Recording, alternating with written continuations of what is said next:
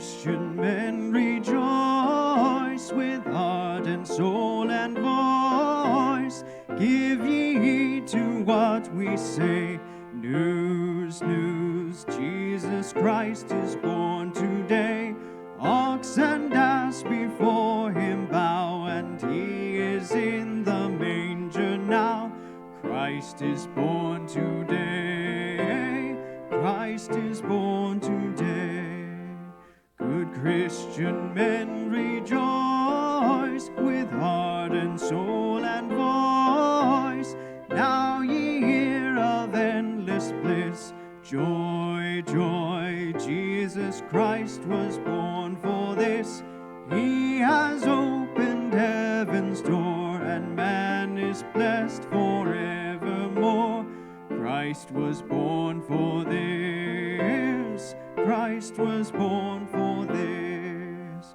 Good Christian men rejoice with heart and soul and voice. Now ye need not fear the grave. Peace, peace, Jesus Christ was born to save. Calls you one and calls you all to gain his everlasting hope. Christ was born to save. Christ was born to save.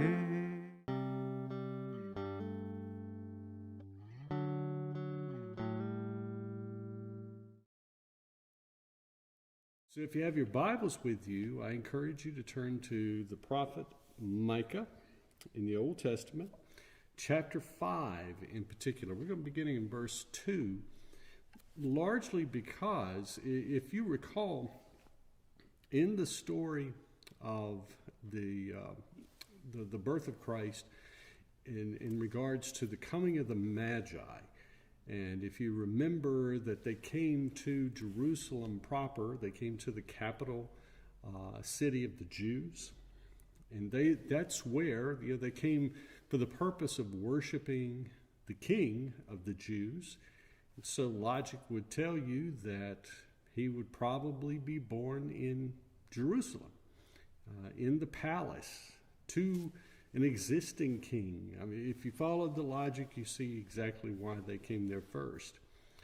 But Herod knew nothing of it. Herod was the king at the time.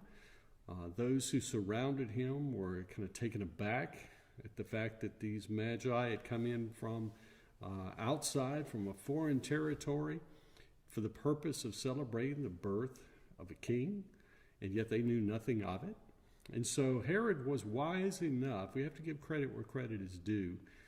He was wise enough to be clued in on, I wonder if this has anything to do with the promised Messiah.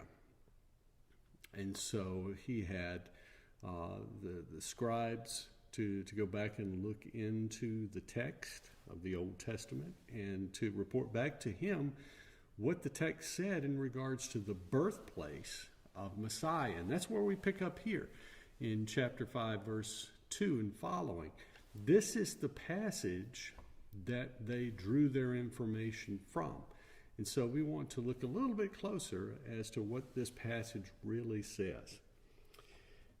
In verse 2, "But you, Bethlehem Ephrathah, although you are small among the tribes of Judah, from you will come forth for me one who will be ruler over Israel. His origins are from old, from ancient days. Therefore, he will give them up until the time when she who is in labor has given birth, and the rest of his brothers will return to the children of Israel.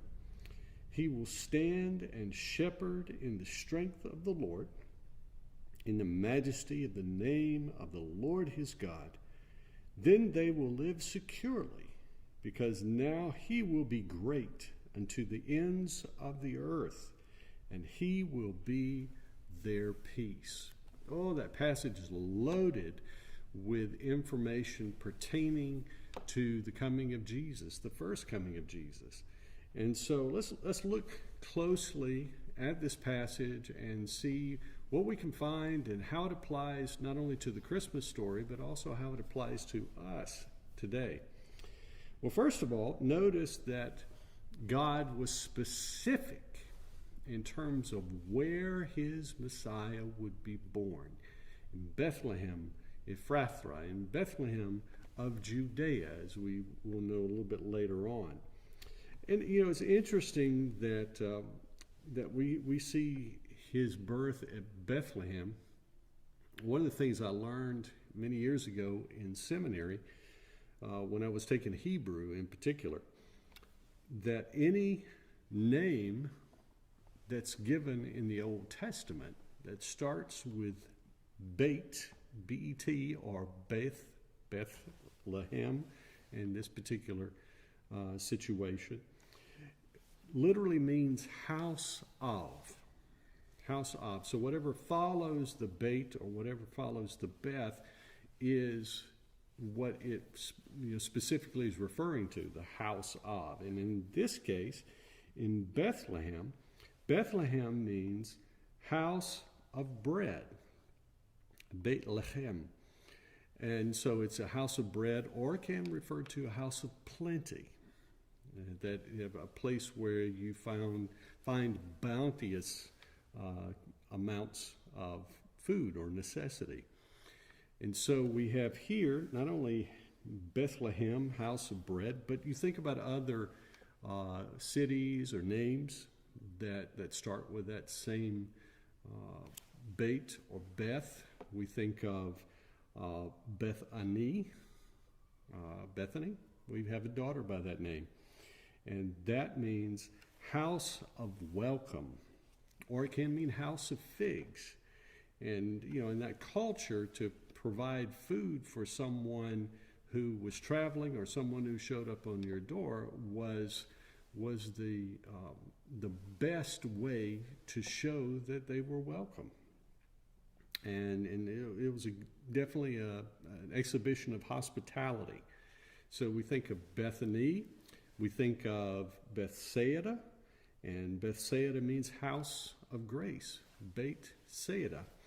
And then finally, the one that kind of jumps out at us is Bethel, or Beit El, and that one is the house of God. So it's significant that in the Old Testament, the names actually have meaning, and there's purpose behind the giving of the name.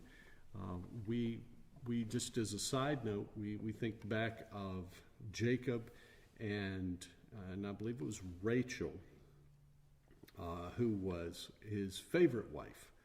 He had Rachel and Leah, and of the two, Rachel was his favorite, and from her was born two sons, and their names were Joseph and Benjamin.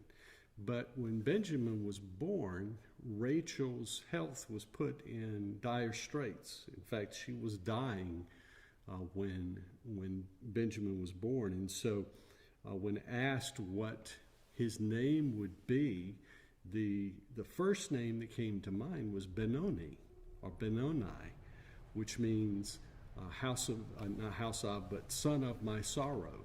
And again, like Beit is house of, Ben in front of remainder of a name means son of. And so it's son of my sorrow, Benoni. And then he said, no, I don't want to tag him with that name all the rest of his life, so that when somebody calls his name, he remembers, when I was born, my mother died, which was very thoughtful on Jacob's part. So he named him not Benoni, but he named him Benjamin, which means son of my right hand, son of strength. And so names are very important in the Old Testament. And here God says, my son will be born in Bethlehem of Judea, in Bethlehem Ephrathah.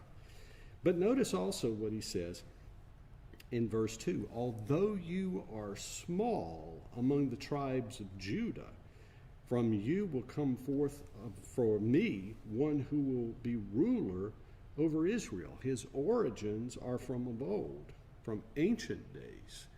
And so it was a word of encouragement to Bethlehem, to the village, to the folks who lived there, They were descendants of Judah. That's the reason you have the reference there to the tribes of Judah.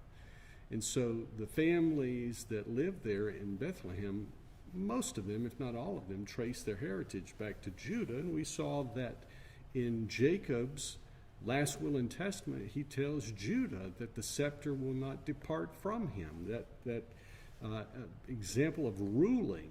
And so this is re-emphasizing that one will come forth from the tribes of Judah, from Bethlehem itself, one who will rule over my people, and his days will be from of old, from of ancient days. And so that's kind of a shadowy attachment to the ancient of days, the reference to God back in the book of Daniel, and the Son of Man who stood before him and was given the kingdom. And so all of this kind of ties together that this one who would be born in Bethlehem, the promised Messiah, would be king, would be ruler over his people, and his existence would be different from any other because he existed before and he will exist beyond.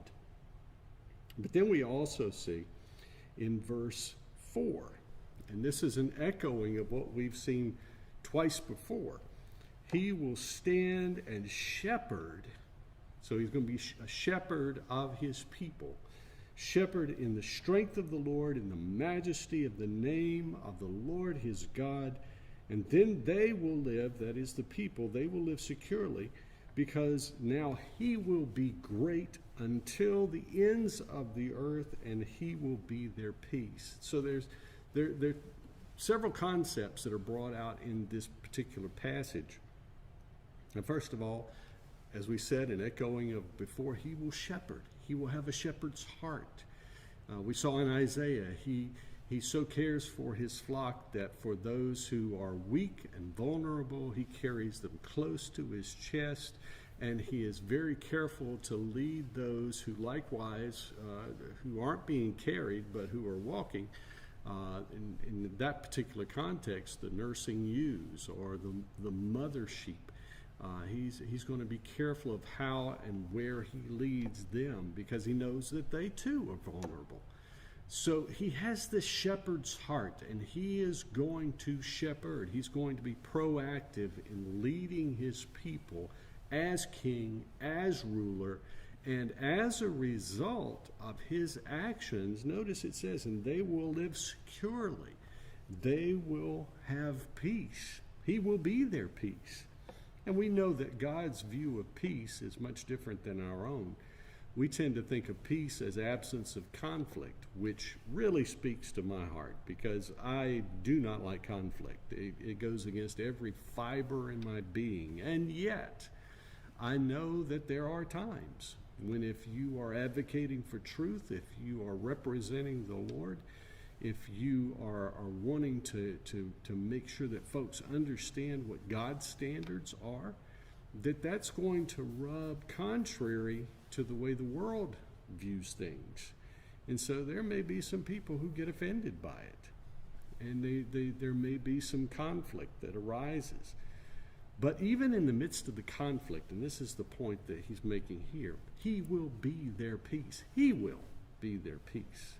You know, they may not have an absence of conflict. In fact, they may find themselves unwittingly in the midst of conflict. And yet, the Lord will be their peace. You know, Jesus said, "My peace I give to you. Not as the world gives do I give to you." You know, that peace that he brings is much different. It goes directly to our hearts. It sets up shop. And as a result, you know, we can go through hard times. We can really persevere in the midst of struggle or difficulties because he is our peace. He lives within our hearts, and he directs us as a shepherd would, trying to keep us out of harm's way, but knowing that sometimes, you know, by our own actions, by our own decisions, we find ourselves in dire straits, and we need his help, and he promises to be there. He promises to provide for us and to take care of us, just like a shepherd would his sheep. But he does this not in his own strength. He does it in the strength of the Lord. Of course, we know that Jesus is God in the flesh. Jesus is God incarnate.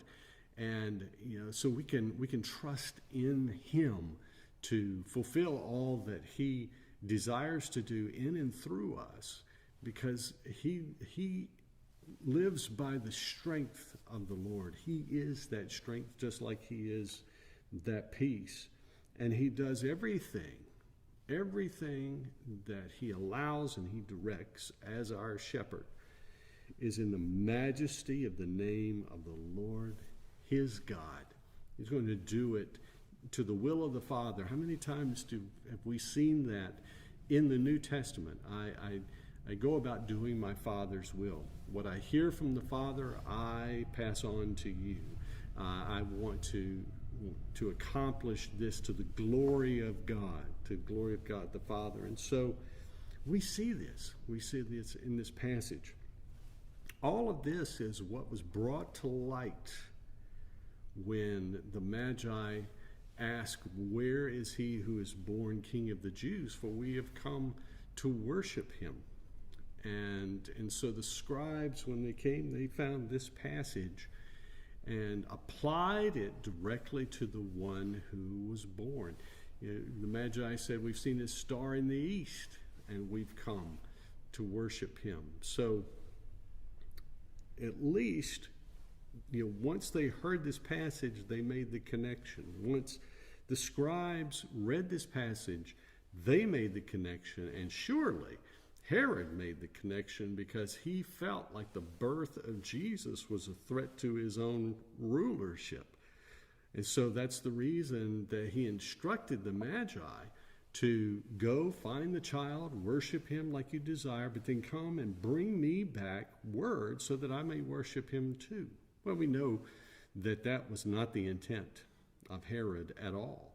He wanted to kill Jesus. And we see that later on in the story, after the Magi have gone their way another direction, they headed home by another path, that Herod realized that they weren't coming back and they weren't sharing the information of where in Bethlehem exactly Jesus was located. And so he sent forth an edict to slay every child 2 and under, every male child 2 and under, so that in doing that, even though a lot of innocents would be killed, it was his hope that in the process of killing them all, that he would kill the threat to his throne. We also know that the Lord, because he is God, because of the wondrous nature of who he is, knew what was going on in Herod's heart.